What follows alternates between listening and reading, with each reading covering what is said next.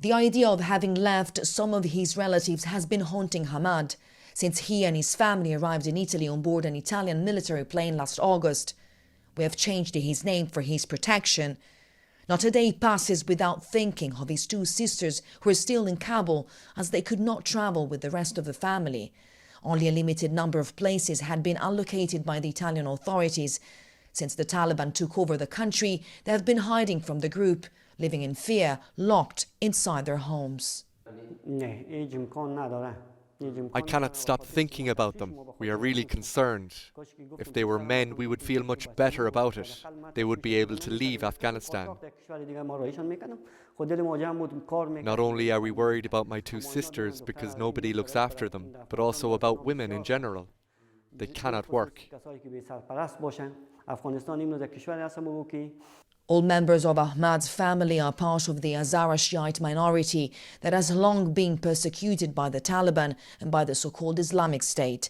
Recent events have only added more suffering to their ill-fated lives. In the past 4 years, I have never left Kabul to go back to my hometown. I have heard that more than 100 people within our community, including women, were beheaded by the Taliban.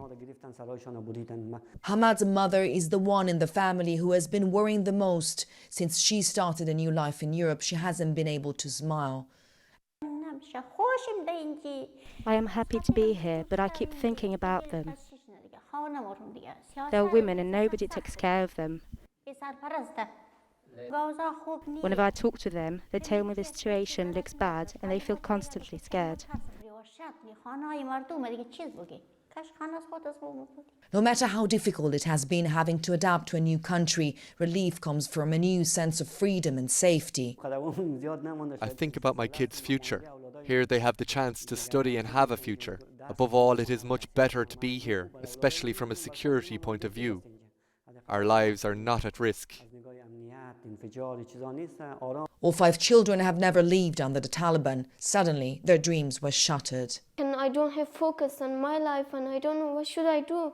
What should I do? Should I think about only myself? I can't. It's so hard for a girl, for every people that they are in Afghanistan. It's so hard. When I was in Afghanistan, my dream was that I can be a politician. A politician? See. But now I changed my mind and I want to be an artist or a doctor. What they have achieved in the past few years and the awareness they've built makes them hope for a better future, one of their own. I think one day will be received that I go to Afghanistan and I can serve for my people, for my country. I believe it. Giorgio Orlandi, Euronews.